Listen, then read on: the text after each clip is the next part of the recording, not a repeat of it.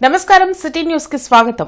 Mega డిఎస్సీపై YCP చేస్తున్న ఆరోపణలు అర్ధరహితమని మంత్రి మండిపల్లి రాంప్రసాద్ రెడ్డి అన్నారు. వెలగపూడి సచివాలయంలో 2 ఏళ్లలో క్రీడా యువజన శాఖ సాధించిన అభివృద్ధిని మీడియాకు వివరించారు. క్రీడా శాఖను అత్యున్నత స్థాయికి కూటమి ప్రభుత్వం తీసుకువెళ్లిందని చెప్పారు.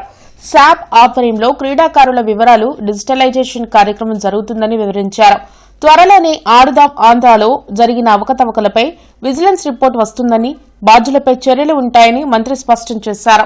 ఆంధ్ర రాష్ట్రంలో గ్రామీణ స్థాయి నుంచి ఎలిమెంటరీ స్కూల్ వ్యవస్థ నుంచి అలాగే పట్టణ స్థాయి వరకు క్రీడాకారులు ఎవరైతే ఉన్నారో అది ముఖ్యంగా పేద క్రీడాకారులకు ఆర్థిక సాయం అందించే విషయంలో గ్రామీణ స్థాయిలో కూడా ఖచ్చితంగా వాళ్ళ యొక్క చదువుతో పాటు క్యారికులంలో స్పోర్ట్స్ ను కూడా ఒక కాంపోనెంట్ గా చేయమని చెప్పారు. దానిలో భాగంగా రేపు 3 సంవత్సరాల్లో కూడా ఆ విధమైన ప్రణాళికాబద్ధంగా క్రీడలను వారికి సమకూర్చి ఆడుదాం ఆంధ్ర విషయంలో రాజీ పడే ప్రసక్తే లేదు. దీన్ని ఒక నోడల్ ఏజెన్సీకి ఇవ్వడం జరిగింది.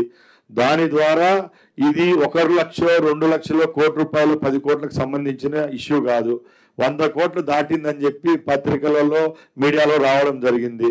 దీనికి మేము ఎంక్వైరీ చేశాము. తన ఇంటిపై దాడి చేయడంతో పాటు తనను చట్ట వ్యతిరేకంగా అరెస్ట్ చేసిన కేసులో హైకోర్టు 2 సీఐలు 1 ఎస్ఐకు నోటీసులు ఇచ్చిందని మాజీ మంత్రి అంబటి రాంబాబు తెలిపారు. గుంటూరులో ఆయన మీడియాతో మాట్లాడారు. రాజకీయ ఒత్తిడితో తనను 24 గంటల పాటు లాకప్లో పెట్టి వేధించారని చెప్పారు. 7 ఏళ్లలోపు శిక్ష పడే కేసుల్లో పోలీసులు కస్టడీలోకి తీసుకునే అవకాశం లేదన్న అంబటి ఈ నెల 29, 30 తేదీల్లో వినతి పాదయాత్రను నిర్వహించనున్నట్లు వెల్లడించారు. పోలీసు యంత్రాంగం అంతా పెమ్మసాని చంద్రశేఖర్ జేబు వ్యవస్థగా వ్యవహరించడం అనేది చట్ట వ్యతిరేకమని చెప్పేందుకు నేను ఈ ప్రయత్నం చేస్తున్నాను. ఈ లీగల్ బ్యాటిల్ అదేవిధంగా సమాజంలో ఉద్యమ రూపం ఈ 2 సైమల్టేనియస్గా కొనసాగుతుందని కూడా ఈ సందర్భంగా చెప్తున్నాను. 29, 30 తారీఖుల్లో జరిగేటటువంటి నా వినతి పాదయాత్రకి రాష్ట్ర ప్రజానీకం అందరూ కూడా సహకరించాలి, మద్దతు పలకాలని కూడా ఈ సందర్భంగా నేను కోరుకుంటున్నాను. మాకు we have a strong legal team, ఎవరిని వదిలిపెట్టమని కూడా ఈ సందర్భంగా చెప్తున్నాను. మాకు అత్యంత బలమైన లీగల్ టీం ఉంది. న్యాయ వ్యవస్థలోకి వెళతాం, జరిగినటువంటి అన్యాయాలని వారికి వివరిస్తాం.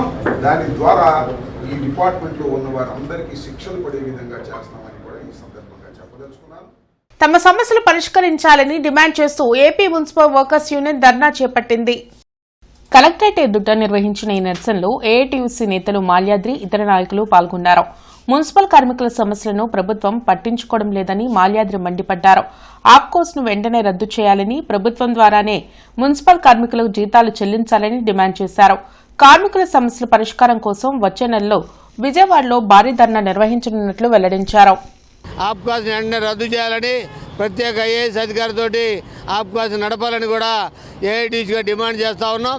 అట్లాగే గుంటూరు నగరానికి సంబంధించి పర్మనెంట్ కార్మికులు రావాల్సినటువంటి సబ్బులు, చెప్పులు, కుట్టుకూలి కనీసమైనటువంటి అవి కూడా ఇవ్వని పరిస్థితిలో మరి ధర్నా జరుగుతూ ఉంది.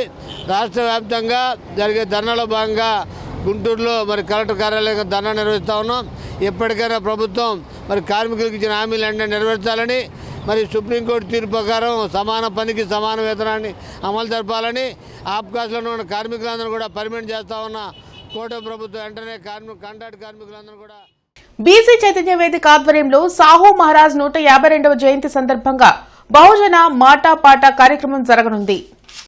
ఈ నెల 26వ తేదీన ఎన్జీఓ కళ్యాణ మండపంలో నిర్వహించే ఈ కార్యక్రమానికి సంబంధించిన పాంప్లెట్స్ ను బీసీ చైతన్య వేదిక నేతలు ఆవిష్కరించారు. వెనకబడిన వర్గాల కోసం సాహు మహారాజ్ విశేష కృషి చేశారని వీరవళ్ల శ్రీనివాస్ తెలిపారు. ప్రస్తుతం బీసీలు అణిచివేయబడుతున్నారని, దామాషా ప్రకారం చట్టసభల్లో బీసీలకు రిజర్వేషన్ కల్పించాలని డిమాండ్ చేశారు. బీసీలకు రక్షణ చట్టం వెంటనే అమలు చేయాలని కోరారు. కార్యక్రమంలో దేవి, రమణయ్య, వెంకటేశ్వర్లు, సురేష్ బాబు తదితరులు పాల్గొన్నారు. బహుజనుల రాజ్యాధికారం దిశవైపుగా బీసీ చైతన్య వేదిక ఆధ్వర్యంలో ఈ కార్యక్రమం ఏర్పాటు చేస్తున్నాం. 100% ఉన్నటువంటి బీసీ, ఎస్సీ, ఎస్టీ మైనార్టీలంతా కూడా రాజ్యాధికారానికి దూరంగా ఉన్న పరిస్థితుల్లో బహుజనులంతా మన ఓటు ద్వారా మనం రాజ్యాధికారం సాధించాలనే ఉద్దేశంతో, ఒక జయంతో మేమంతా కూడా ముందుకెళ్తున్నాం కనుక ఈ సమావేశానికి అత్యధిక సంఖ్యలో పాల్గొని ఈ సమావేశాన్ని జయప్రదం చేయాలని కోరుకుంటున్నా. రాజకీయాల్లో విలువలు లేని వ్యవస్థను పెంచి పోషించిన పార్టీ వైసీపీ మాత్రమే అని మంత్రి కందుల దుర్గేష్ ధ్వజమెత్తారు.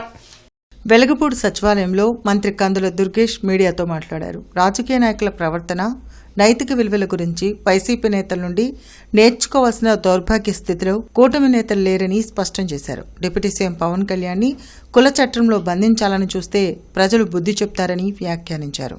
అంటే ఇక్కడ ఎవరైనా ఏ ఇబ్బంది జరిగినా దానికి కులాన్ని పులవటమే మీ ధ్యేయమా?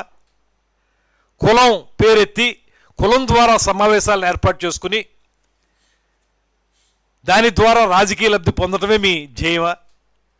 ఒకవేళ మీకు ఈ ప్రభుత్వం చిత్తశుద్ధితో పనిచేయడం లేదనుకుంటే ప్రభుత్వాన్ని మీరు విమర్శించండి, లేకపోతే ఇలా పనిచేయండి అని అడగండి. అంతేగాని దానికి మళ్ళీ కులం రంగు పులివి ఉప ముఖ్యమంత్రి గారిని దాంట్లోకి లాగి ఆయన్ని కులం చట్టంలో బంధించడానికి చేసిన మీ ప్రయత్నాన్ని ప్రజలందరూ కూడా చేదరించుకుంటున్నారు. అంబటి రాంబాబు గారు చెప్పారు కళ్ళు తాగారని. మీరు కళ్ళు తాగారు, మీరు కోతి, మీకు ముళ్ళు గుచ్చుకుంది, ఇప్పుడు రోడ్డు మీద పడి ఇష్టం వచ్చినట్టు తాండవాలు చేస్తున్నారు.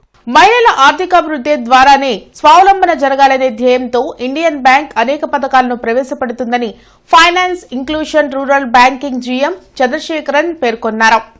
మహిళా సాధికారక సంఘాలకు రుణాలు అందించే కార్యక్రమంలో చంద్రశేఖర్ పాల్గొన్నారు.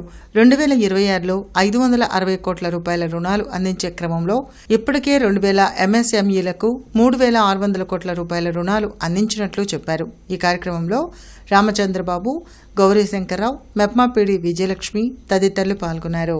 తెలుగు రాష్ట్రాలకు మా బ్యాంక్ వడ్డీ రాయితీతో పాటు అన్ని ఎస్ఎన్జి లోన్స్కు processing charge, documentation charge, inspection ఛార్జెస్ను పూర్తిగా మాఫీ చేసింది. ఎస్ఎన్జి మెంబర్స్కి ప్రత్యేకంగా సర్వీస్ ఇవ్వడానికి ఆంధ్రప్రదేశ్లో 12, తెలంగాణలో 1 మైక్రోసాఫ్ట్ బ్రాంచ్ పనిచేస్తున్నారు. డిజిటల్ ఎస్ఎన్జి లోన్స్ కూడా ఇవ్వడం జరుగుతుంది. ఎస్ఎన్జి మెంబర్స్కి సడలించిన నిబంధనలతో 2 లక్షల గృహ నిర్మాణం కొరకు ఇవ్వడం జరుగుతుంది. గ్రామీణ మహిళల అభివృద్ధి కొరకు ఎస్ఎన్జి బ్యాంక్. ఇవి ఇప్పటివరకున్న వార్తా వివరాలు. మరికొన్ని వార్తా విశేషాలతో మళ్ళీ కలుద్దాం. అంతవరకు సెలవు. నమస్కారం.